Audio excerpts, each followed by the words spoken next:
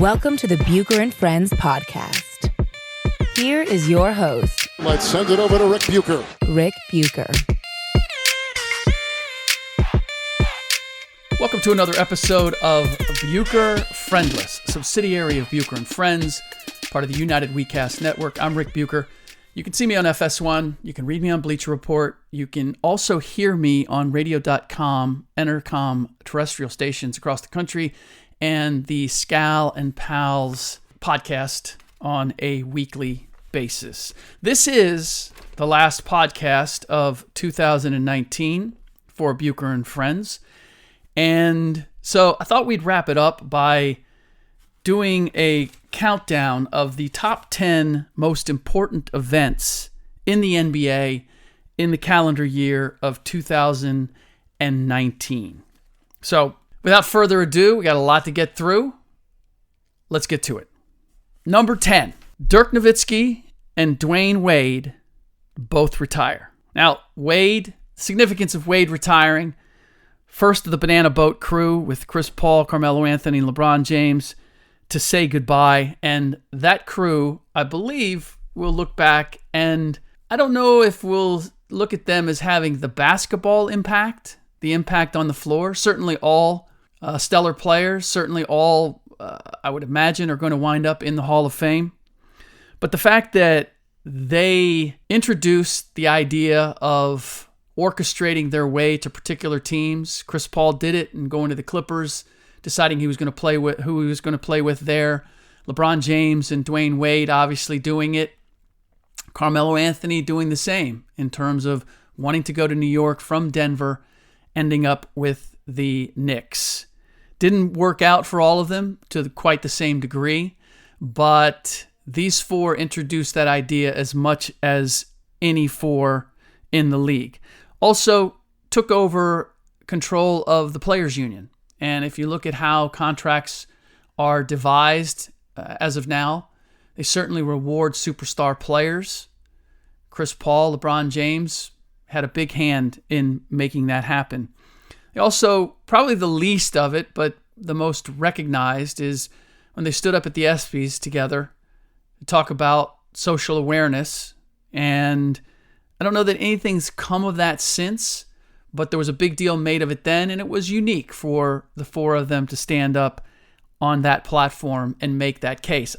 I kind of feel as if it was a little convenient for both sides. It made ESPN look socially aware and made those guys look socially aware. I don't know what the ultimate impact of that has been, but it stands out. We hadn't seen it before. So, and simply making their friendship visible as much as they did. These are all guys that were ostensibly competing for championships. And I don't know that their friendship got in the way, but the AAU-ification of the NBA in terms of guys who were friends growing up. We all know the stories about LeBron and Carmelo meeting through the national team trials. And all of these guys became buddies along the way, largely through the national team, but they were conditioned to become friends, even though they were competing against each other on the AAU level. And then there's Dirk, the big Deutschmark. Dirk probably ushered in the idea of the stretch four as much as any great player. He had to adapt. The game somewhat adapted with him. He's also known to be the first foreign-born, foreign-developed superstar to lead a team to a championship. Those who suggest that he led them or that he was the driving force without a second star either weren't there or don't remember how that was accomplished. The closeout game was dependent on Jason Terry and Jason Kidd and any number of contributing players as much as it was Dirk, who was MIA in the first half of the closeout game and had an up and down series overall. But to say he was the star of that team, that would certainly be accurate.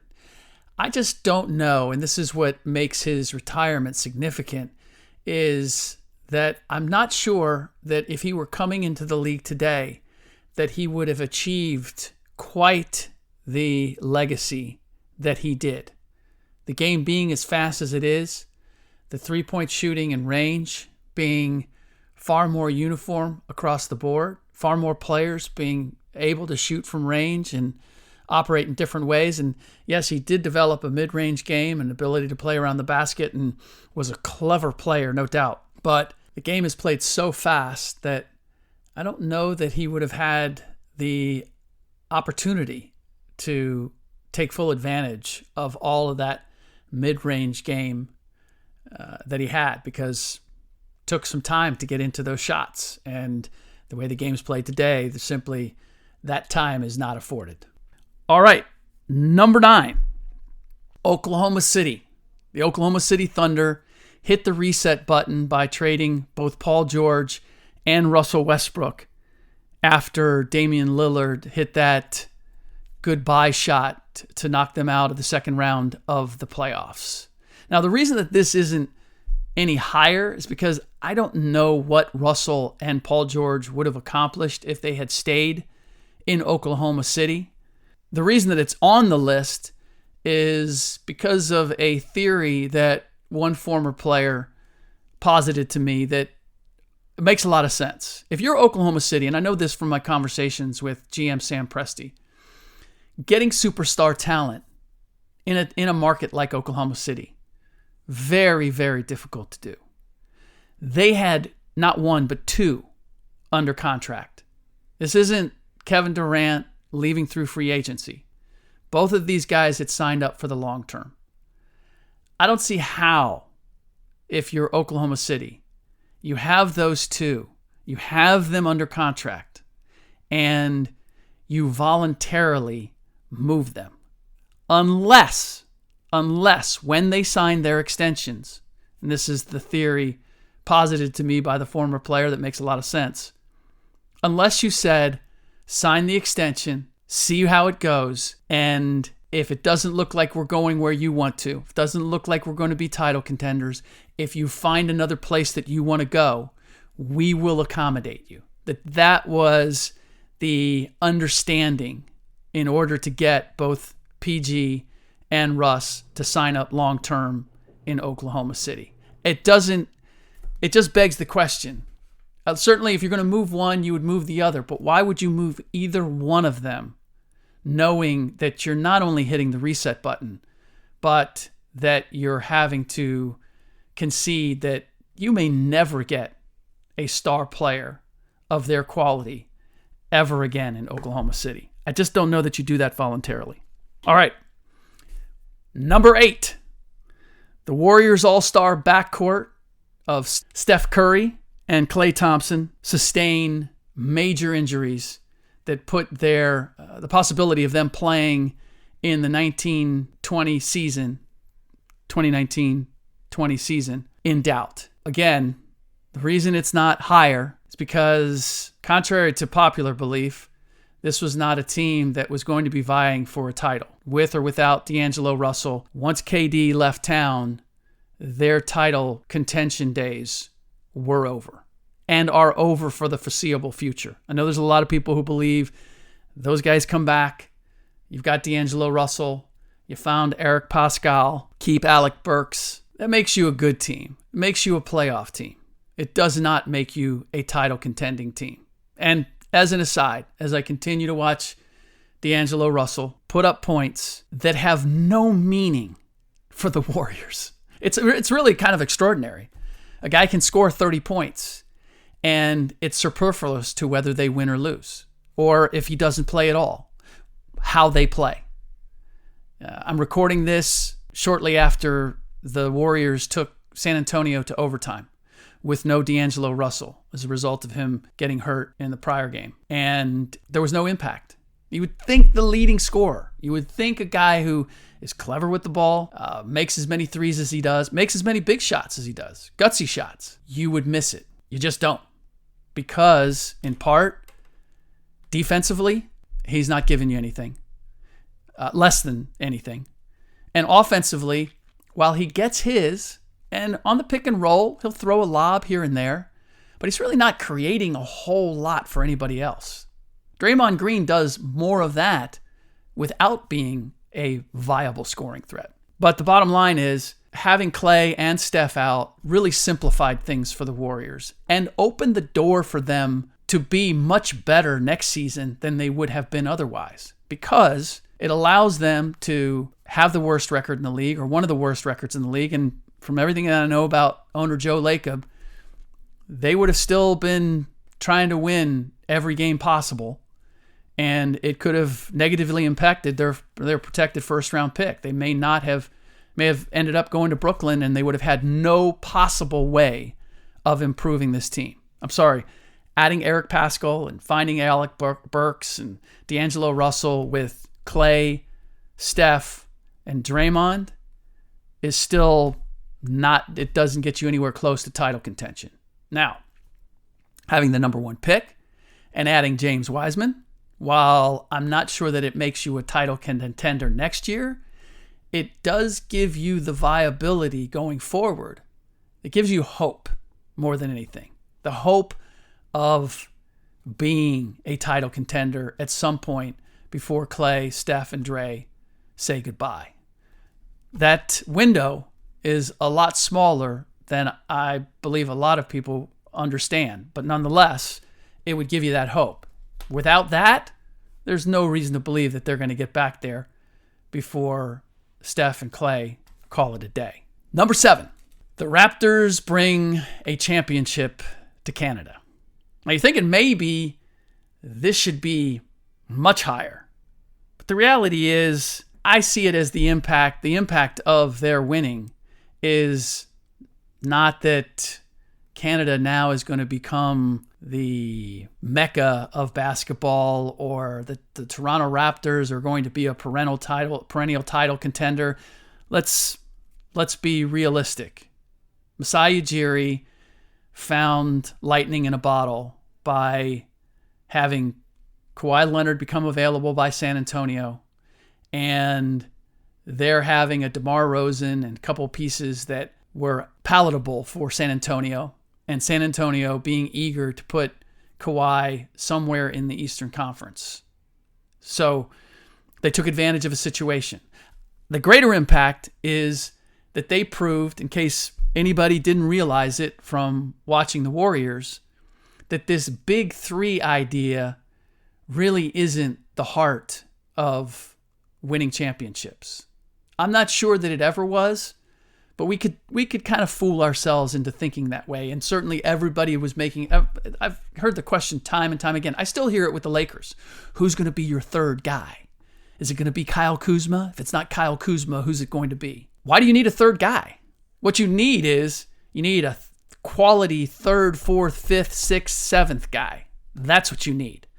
The Raptors demonstrated that. Even if you only have one true, bona fide, proven superstar, as the Raptors had in Kawhi Leonard, if you have enough other quality players who can come through in the clutch, players who are fearless, players who can be interchangeable defensively in particular, and can still be a threat offensively, wherever they are on the floor, now you have a chance. That's what the Toronto Raptors proved. Now, I don't know that most of the media has picked up on this. They're still beating the same drum about the big three, and that's the key, is having that nucleus.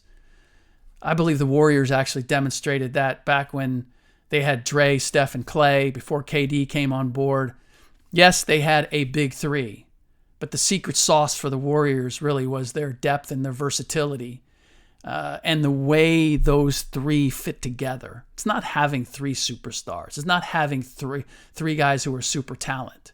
It's having a team where the pieces fit together and guys are willing to make room for each other no matter what talent they have. That's what the Raptors had, and that's why they're number 7 on the list. Number 6, Daryl Morey tweets, "Fight for freedom, stand with Hong Kong." And with that tweet, created an international crisis between the NBA and the People's Republic of China. It's extraordinary on a number of levels. One, that the Rockets are the team that created the bridge between the U.S. and China by drafting Yao Ming, the number 1 pick, and then his stardom with the Rockets and all that he did to bring the two cultures together, that Daryl Morey, while he did not draft Yao and only came into the organization at the tail end of Yao Ming's run there, that he would not be conscious of what that kind of tweet could potentially do is extraordinary. Being an MIT guy, considered one of the smarter guys in his position in the NBA, that's extraordinary. That's one. Two, he was over in Asia when it happened. The Rockets were traveling over there. That you wouldn't be more conscious of how different the cultures are over there versus what we have here. Again, another extraordinary event. And obviously it created a bit of turmoil. To me, it exposed the NBA's dirty little not-so-secret secret, which is that it has business relationships globally with countries that do not share the same principles, democratic principles that we do. Again, I said it when it happened. I'll say it again. The NBA signed its first big TV deal with the People's Republic of China months after the events in Tiananmen Square, where the protests were put down by the Chinese military. Nobody said a word at the time. Nobody was making the connection. Daryl Morey tweets out. That's largely the impact. I imagine if we had social media then, it would have been a different story. But this is the reality of what social media does. I have it sixth on the list because in the big picture, I'm not really convinced that it's all that impactful. It's meaningful. I could have it, at the end of the day, it could ultimately prove to be the 10th most important event on as far as this list is concerned, or at the very top of the list. I am skeptical. I'm probably leaning toward it being closer to 10 than 1, which is why it's 6 on my list. It's easy for people on social media to get upset and decry the NBA's reaction, although the NBA's reaction to me was as forgiving as it possibly could be, considering the potential millions of dollars that Morey put in jeopardy. He was not fined. He wasn't suspended, at least not to our knowledge. He didn't lose his job.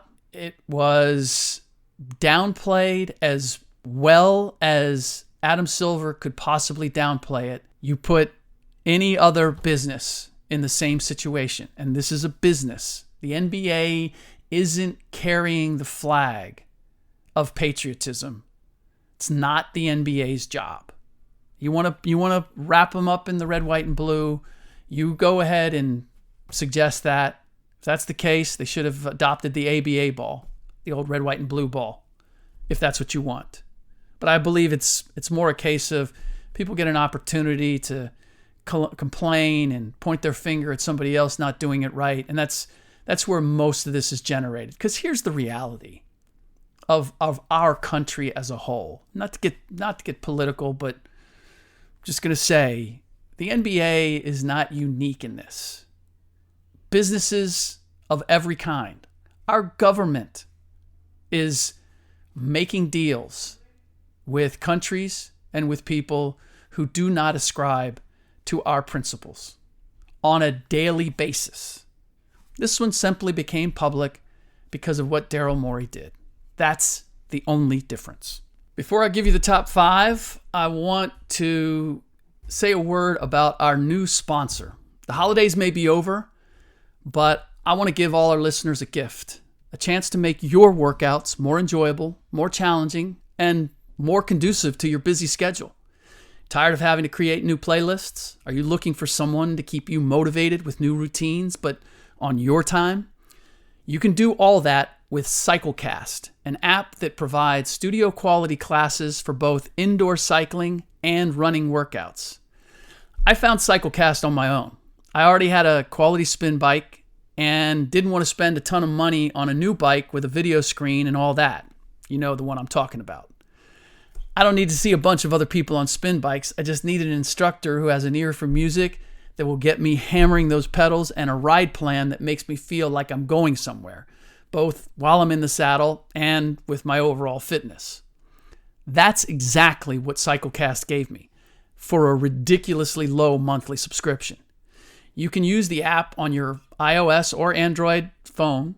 It uses minimal battery and data, and you can use it on any kind of bike, and the running programs are both indoor and outdoor. As someone who travels and has to fit my workouts around my schedule, I love that I can take CycleCast with me wherever I go and use it with any available spin bike. I'm all about simple, effective, and fun, and CycleCast gives me all three with an array of instructors you're going to love having in your ear, along with some rockin' beats. Let us help you reach your goals in 2020 or even set new ones. Download the CycleCast app and use the promotional code BUCHER, and you'll get 4 free additional weeks on top of your free 7-day trial. That's CycleCast, CycleCast. Don't forget to use the promotional code BUCHER, BUCHER, to get 5 free weeks of guided workouts with killer soundtracks. CycleCast. You're going to love where this app takes you. Moving on to number 5 on our list of the top 10 most important events in the NBA in the calendar year of 2019. All right, number 5.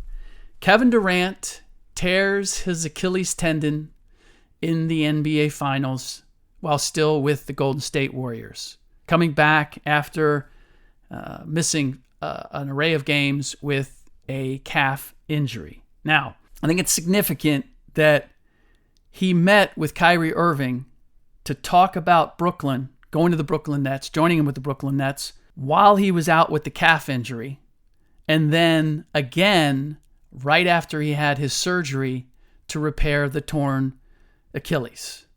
The reason I have this at this point in the list is several reasons.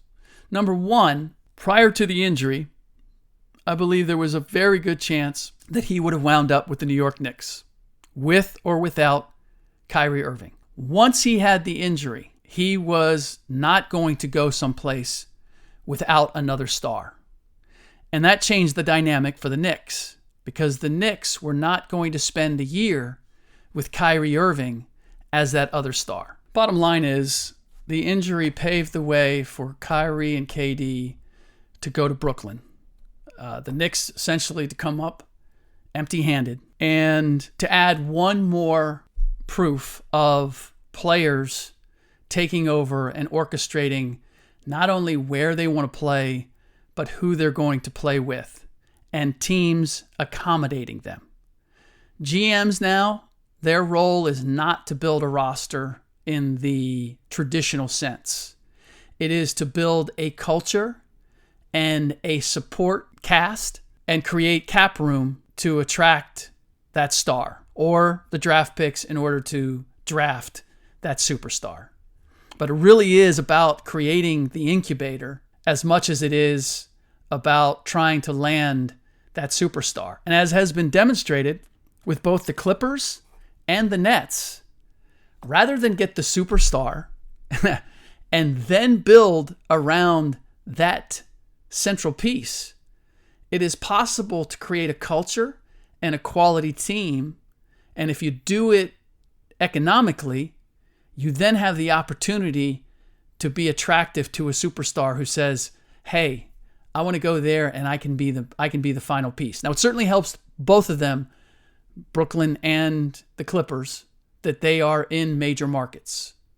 But nonetheless, it has really flipped what we have thought of as the normal template on its head. And it's being driven by the fact that players, superstar players, are now dictating not only where they go, but who they're going to play with, and in some cases even who they're going to play for when it comes to the coaching staff. Number 4. And number 4 and number 3, I'll give you a heads up. Number 4 and number 3 are really intertwined. You could flip-flop them if you want. Wouldn't make a whole lot of difference as far as my reason for putting them where I have. Number 4 is Luka Doncic wins Rookie of the Year for the 2018-2019 season. Again, this is for calendar year 2019, so it qualifies. What makes that so impactful and makes it so high on the list, number 4, is the fact that Igor Kokoskov, the head coach of the Phoenix Suns at the time, they had the number 1 pick. Igor had coached Doncic on the Slovenian national team. He was intimate with just how good Luka Doncic was. Vlade Divac, head of the Sacramento Kings, also had the opportunity to draft Luka. And Vlade, being Serbian, having intimate knowledge of what it is to play internationally, to do all the things that Luka Doncic did at his young age, being an MVP several times over and for a variety of things, and yet he didn't draft him. Drafted Marvin Bagley. And the Phoenix Suns drafted DeAndre Ayton. Now, how much influence was there as far as when it comes to the Suns? Igor was the coach. He wasn't the GM. That was Ryan McDonough. You have their owner, Robert Sarver. Not sure exactly what influence he might have had. And with the rationale in Sacramento being that they already had Fox, so they wanted to pair him with somebody else. Luka Doncic, considered a point guard, essentially what he's been playing with Dallas, a big point guard. So duplication there. Although it's starting to play out like not even as good as the Portland Trailblazers having Clyde Drexler and that being their reason for not drafting Michael Jordan. Fox is not demonstrating that he's on the level of a Clyde Drexler. But more important than anything, it's the fact that Doncic wins Rookie of the Year, and then what we're seeing this season is takes yet another step forward. If this doesn't shift the view of international players, I don't know that they discounted what he did in Europe as much as they questioned, does he have the athleticism to really excel in the NBA? And what he's demonstrated is that if you have the skills and you have the toughness, you don't need to be a superior athlete. I mean, he's a good athlete. He's not a great athlete.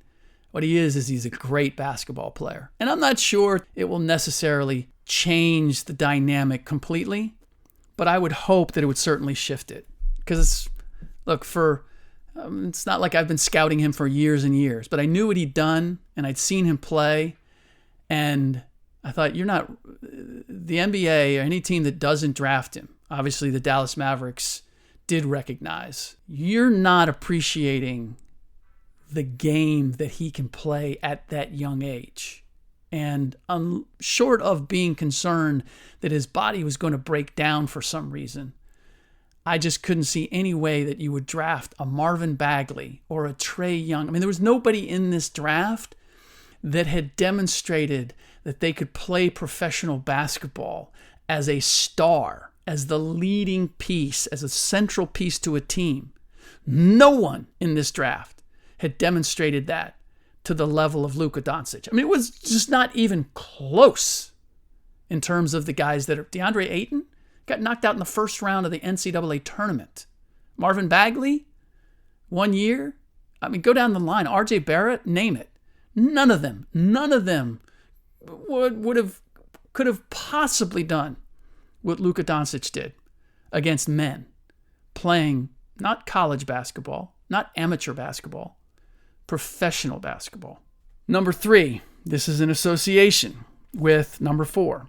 Zion Williamson, drafted number 1, got hurt in summer league, again in preseason, and he's now been out nearly 10 weeks for an injury that was supposed to require 6 to 8 weeks and normally takes 4 to 6. Zion was a phenomenon, even before he got to Duke and played his 1 year, largely because of the freakish athletic ability that he had. His size and really his girth, but the speed and the footwork, he was electric. YouTube sensation is Duke. I get it. I get why people couldn't take their eyes off him. But that athleticism, that superior athleticism, this is always the fool's gold at the college level, because there's a lot of guys that don't have the requisite athletic ability to play in the NBA at the college level. In fact, the vast majority of guys don't. That's changing. And maybe that's changing with Doncic and the way the game is playing, but still, there's a certain requisite size, speed, strength that you have to have. Either that or you just have to have an IQ, basketball IQ that's off the charts, and a team and a coach that knows how to utilize that. I'm thinking of Fred VanVleet. I'm thinking of J.J. Barea, Jalen Brunson. There are exceptions, but by and large, Chris Paul, by and large, you have to have a certain amount of strength, speed, etc. Zion had that and then some. But I knew we were in trouble right from the beginning when the comparisons were made to LeBron James, because the skill set was not close. And we saw that pretty quickly. So this is why I coupled 3 with 4, because I just wonder whether Zion, and who knows when we're going to see him play, how long it's going to take him to develop, what he's going to be when that ultimately, if it happens. I just wonder if this is going to shift the viewpoint of drafting and valuing athleticism over just raw requisite skill of the kind that Doncic has demonstrated, and some of the other guys that I've noted who may not be superior athletes. Because this is the thing with the game, the way the game's being played now, is we're not quite there, but if you can't hit a jump shot, if you can't shoot the ball from range, we're almost to the point where you can't play. Or certainly you're nothing more than a role player at best. Now, it wasn't that long ago. That simply wasn't the case. And with all the talk of top 50 and top 100 players and Hall of Famers, like Moses Malone I'm not sure he would play in today's game, but he would be a role player. I mean, this goes back to our number 10 item. Yes, Zion is mobile, but you can't just be mobile. You have to be able to play anywhere on the floor. We're almost to that point of Pat Riley, who decades ago imagined having 5, 6, 9 interchangeable guys, all who could handle, all who could shoot. We're pretty close to that dynamic. But the key is you can't just be 6'9". You can't just be quick. You have to be able to shoot. You have to be able to handle the ball. You have to be able to pass it. And you have to be able to defend. You have to be able to do all those things. So there's a reason, as I mentioned in the number 10 event, both Dirk and Dwayne retiring. There's a reason why bigs don't play the same role they once did. Bigs who don't shoot it. Now, guys like Brook Lopez still have a place. Marc Gasol, who has developed a three-point shot and can pass and can handle, they still have a place. They can still be prominent players. But short of that, it's become very much a skilled game. And I just wonder, the success of Doncic, the question marks around Zion. Again, it's not going to flip the dynamic. It's not going to flip the thinking in the NBA, because it's a little bit like drafting big guys. You still, when it comes to having to push the button to make the choice, the size invariably wins out unless there's a clear distinction in ability and talent. Size wins out. It did 8 and over Doncic, essentially. So I just wonder whether the combination of what happened with Zion and what Doncic is doing, whether it will shift it, whether skills will be valued, considering the changes in the game, be valued over being able to leap 40 inches. All right, we are down to the last 2. And again, these are somewhat tied together. Number 2, the Lakers trade for Anthony Davis. Trade away half their team to the New Orleans Pelicans, but nonetheless, they get Anthony Davis. LeBron gets his man, the spotlight returns, and now we are back to believing that LeBron James has a shot at winning a title. Does he realistically? I'm not convinced of that. I don't believe they're the best team, the Lakers, that is, in the Western Conference or in the city of LA as of right now. But it does give him that opportunity. And more than anything else, it puts him on the clock to try to get something done. I'm not getting the sense that people are looking for excuses or suggesting, as I have, which as much as he has around him with Anthony Davis, he doesn't have that much else.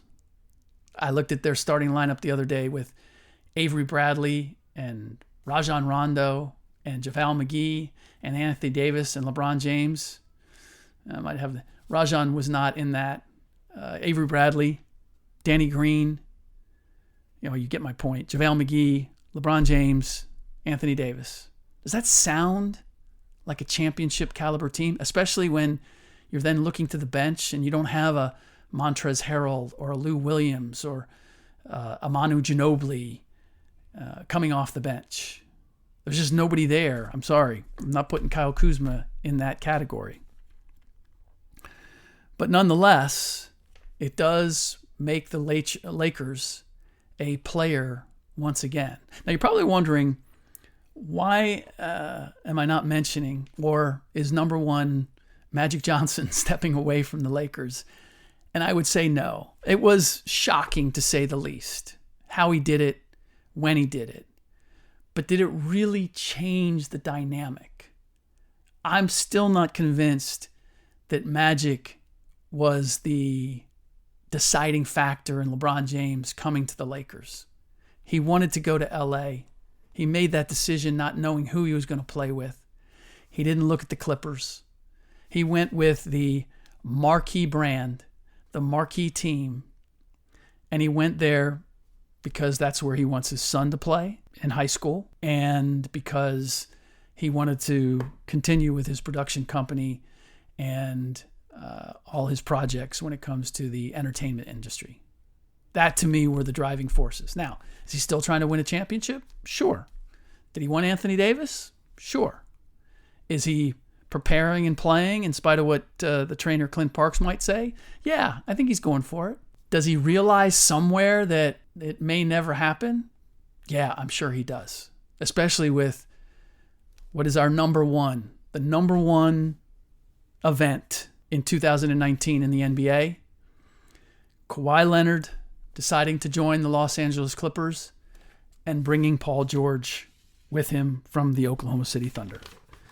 That is the number one event because of everything that it does already and everything that it potentially could do. But number one, it is another star, a championship star, doing much same as Kyrie and KD, except to the nth degree, in that he orchestrated. It's one thing for two free agents to say we're going to team up. Kawhi Leonard was able to orchestrate, not the Clippers. Kawhi was able to orchestrate getting Paul George to take what we suppose was the deal, to exercise the option that the Oklahoma City Thunder gave him when he signed that extension, which was, if you want to go someplace else that gives you a better shot, we'll accommodate you. Kawhi was able to orchestrate that and kind of keep everybody on tenterhooks at the same time. In Toronto, the Lakers, people thought they had a shot right till the end. And the Clippers were not 100% sure that it was going to happen because they weren't able to get that second star. But Kawhi Leonard was. And he was able to do it in a way that didn't cost them Montrezl Harrell or Lou Williams. Any of the significant pieces that still make them, in my mind, makes them the team to beat in the entire NBA. It also creates a great and probably the greatest Lakers-Clippers rivalry that we're going to see. And will underscore that no matter what the Clippers do, it's still going to be a Lakers town. That's just not something you can overcome. They can become popular, they can win a championship, but Are they going to succeed what the Lakers have built over decades? It's just not going to happen. It's not going to happen with one championship. It also, perhaps most important, and this is moving forward, it sets the stage for one of two things. Either for LeBron to reassert his claim to being the king, or a true succession. We so rarely get to see this. And the way things are shaping up, I would fully expect that we're going to see these two teams, assuming that the Lakers are able to stay healthy, that we'll see these two teams in the conference finals. And to have a trip to the finals, presumably to win a championship, looking at the top contenders in the East and not really buying into any of them, is the perfect passing of the mantle, of the torch, however you want to phrase it. We so rarely get to see that. And this would be a case where we would. Or LeBron says, I'm not dead yet. Don't bury me just yet. All right. That is the top 10 most important events in the NBA in the calendar year of 2019. I want to wish all of you a very happy and prosperous 2020. Thank you so much for your support. I appreciate it. Please rate the show. Let us know how we're doing on iTunes or wherever you get your podcasts. And then if you want us to do something for you, screenshot that review and send it to @BucherFriends, and you will be eligible to win one of the prizes that we give out every now and then. Next podcast, I will be joined by Will Blackman. We'll get you ready for playoffs in the NFL. All that's going down there. Have we seen the last of the best of the New England Patriots? That'll be one of the many conversations that we have. In the meantime, as always, thanks for listening.